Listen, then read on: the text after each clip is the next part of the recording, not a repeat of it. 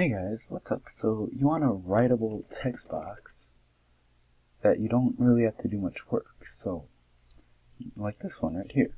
So all you have to do, it's really simple actually, is input tag, and then right here it'll put it, and then yeah.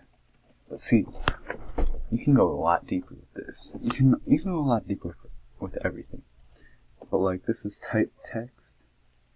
You can do type, button, checkbox, color, date, all of this stuff. But my favorite, what I started out using input with was, I was making these formulas. So then like Fahrenheit to Celsius, calculator, all that stuff. I made them with JavaScript. They're really easy. If you want me to do that, I can show you how to do those. They're really easy to do.